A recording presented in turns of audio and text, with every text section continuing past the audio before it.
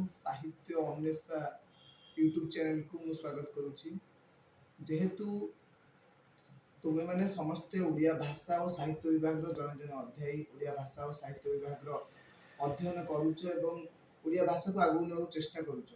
तेणुक मु चाहूँगी जे ओडिया साहित्य को तुम मान सम्मुख को आनिया। आज मु चाहूँचे रीति साहित्य उपर गोटे आलोचना रखापी। आपण मैंने तो समस्ते जानी जे ओडिया साहित्य को आम 5 भाग में विभक्त कराई। गोटे हूँ आदिजुग आम कहते कौन आम प्राक शारला जुग, तापर शारला जुग जोटा पंचदश शताब्दी कहते, आमर हूँ 16श शताब्दी साहित्य जहाँ को पंचशखा साहित्य कहते, तापर हूँ रीति साहित्य रीति जुग बोली कहते अलंकार जुग बोली कहते कई भंज जुग बोली कहते। आधुनिक जुग से आधुनिक जुग को आमे माने विभक्त करते विभिन्न भाग में यथाक्रमे सत्यवादी जुग, सबुज जुग, प्रगतिवादी जुग। जदियो मुझे कही रखे जे सत्यवादी सबुज प्रगतिवादी गोटे जुग नुहे, गोटे साहित्य, गोटे चेतना, गोटे गोष्ठी। कहीं तुम जानी नित्यानंद शतपथी आम सबुजर सांप्रतिक और सतुविदु सहस्रा दुईटी कविता समालोचना बही लिखिं। से मत देते जे सबुज एक जुग नुहे, जुगाभास मात्र। अर्थात सबुज हूँ गोटे चेतना, प्रगतिवादी हूँ गोटे चेतना। तेणुक सेपट को आम जावानी मुझे गोटे पढ़ेबी तुम मानू। आज मुझे रीति साहित्य पर आलोचना करी। समस्त जानिच रीति साहित्यर समय सीमा तार व्याप्ति हूँ 1650 रु 1880, अर्थात 17श शताब्दी मध्य भाग 19 शताब्दी शेष दशक जाए 1650 रु जो 1880 ये जो 200-250 वर्षर साहित्य को आम 3 भाग में विभक्त कर।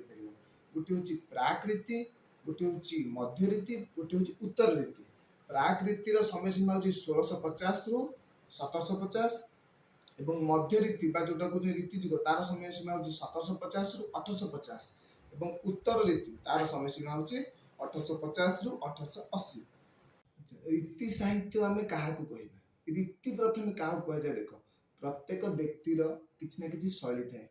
प्रत्येक व्यक्ति प्रत्येक लेखकर किसी ना कि शैली था। समस्त जानी जपरिक आमर गोपीनाथ महांती कहती मु मो बोर भाषा लेखे है। तेणुक प्रत्येक लेखक, प्रत्येक औपन्यासिक, प्रत्येक कवि तांकर निज निज शैली थाए। रीति कहले शैली स्टाइल। तेणुक गोटे शैली को अनुसरण कर आम रीति साहित्य समग्र काव्य मान रचित। समस्त जानिच रीति साहित्य काल्पनिकता को आधार कर लिखा होता काव्य एवं केतोटी रीति साहित्य वैशिष्ट्य तुम कहीदे। जपरिक आमर गोटे वैशिष्ट्य हूँ तुम समस्त जानी आम संस्कृत जड़े कवि थे ना विश्वनाथ कविराज संस्कृत आलंकारिक विश्वनाथ कविराज गोटे ग्रंथ रही जार ना हूँ साहित्य दर्पण। से कहते आदौ नमस्क्रिया श्रीवा वस्तु निर्देश एक क्वचित निंदा खलादीना शतांच गुण कीर्तनम। अर्थात काव्यर आरंभ रे आदौ नमस्क्रिया अर्थात इष्ट वंदना रहिबो, साधुस्तुति रहिबो, फल निंदा रहिबो, खल निंदा रहिबो। एई काव्य माने जति रीति जुगर जी सब काव्य थे श्लोक को आधार कर संस्कृत काव्य को आधार कर रीति साहित्य समग्र काव्य मान रचित होती। तुम मैंने देखा आमर उपेन्द्र भंजन लावण्यवती हो, कृति ब्रह्मांड सुंदरी हो, विदग्ध चिंतामणि हो, समस्ते जानिच जे आमर रसकल्लोल हो, दीनकुष्ठ दास रसकल्लोल कर साधु जन माने मन को एक कर धीरे ध्यान नीला चल नायक कमनीय श्रीमुख चंद्र रु अधिक कले दर्शन न रहे संसार सुख। अर्थात प्रथम जगन्नाथ को वंदना कर विदग्ध चिंतामणि तुम देख आमर विदग्ध चिंतामणि रही आदौ नमस्कार इष्ट वंदना रही। सेपरी लावण्यवती देख एमती विभिन्न काव्य प्रत्येक काव्य गोटे शैली को अनुसरण कर लिखाई एवं आ गोटे रही प्रकृति वंदना रही। प्रायतः समस्त जानते रीति साहित्य हूँ दरबारी साहित्य। माने रीति जुगर कवि माने से माने लिखुले अवश्य काव्य किंतु राजा मान नाम भणिता करते। कवि सूर्य बलदेव रथ हेले, उपेन्द्र भंज हेले, आम कवि सूर्य बलदेव रथंकर गोटे रही किशोर चंद्रनाथ चंपू जानी 8गढ़ राजा बालुकेश्वर हरिचंदन नाम से भणिता कर। किंतु रीति जुगरे एकमात्र कवि दीनकुष्ठ दास जे कि कौन राजा नाम भणिता करना से निर्मल कवित्व उपर प्राधान्य देते। सीटा हूँ गोटे वैशिष्ट्य जे से कौन राजा नाम निजर कौन काव्य भणिता करना।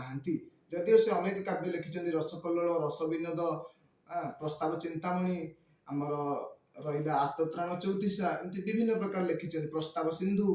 तेणुक ସେ ଯେତେ ସବୁ କାବ୍ୟ ଲେଖିଛନ୍ତି ଯଦିଓ ସେ କୌଣସି କାବ୍ୟରେ କୌଣସି ରାଜାଙ୍କ ନାମ ଭଣିତା କରିନାହାନ୍ତି। ମୁଁ ପରେ କେତେବେଳେ ତମମାନଙ୍କୁ ପଢେଇବି। ଆଜି ଇତି ସାହିତ୍ୟର ପ୍ରଥମ କବି ଭାବେ ଆମେ କାହାକୁ ଗ୍ରହଣ କରୁଛନ୍ତି? ଧନଞ୍ଜୟ ଭଞ୍ଜ। ଧନଞ୍ଜୟ ଭଞ୍ଜ କଣ କଣ ଲେଖିଛନ୍ତି ନା ଇଚ୍ଛାବତୀ, ଅନଙ୍ଗ ରେଖା, ତ୍ରିପୁର ମୋହିନୀ, ମଦନ ମଞ୍ଜରୀ, ଚାରୋଟି ଲେଖିଲେ କାବ୍ୟ।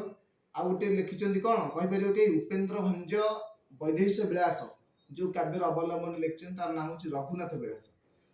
ସମସ୍ତେ ଜାଣିଛ ଯେ ଧନଞ୍ଜୟ ଭଞ୍ଜ ଇଚ୍ଛାବତୀ କାବ୍ୟ ଲେଖିଛନ୍ତି। ମତେ କେହି ଜଣେ କମେଣ୍ଟ ସେକ୍ସନରେ ଜଣେଇବ ଯେ ଇଚ୍ଛାବତୀ କାବ୍ୟ କେଉଁ କାବ୍ୟର ଅନୁସରଣରେ ଧନଞ୍ଜୟ ଭଞ୍ଜ ଲେଖିଲେ ଏବଂ ଧନଞ୍ଜୟ ଭଞ୍ଜଙ୍କ ପରେ ଇଚ୍ଛାବତୀ କାବ୍ୟ ଅନୁସରଣରେ ଆଉ କେଉଁ କାବ୍ୟ ଲେଖା ହେଇଛି? ମତେ କେହି ଜଣେ କମେଣ୍ଟ ସେକ୍ସନରେ ଜଣେଇବ।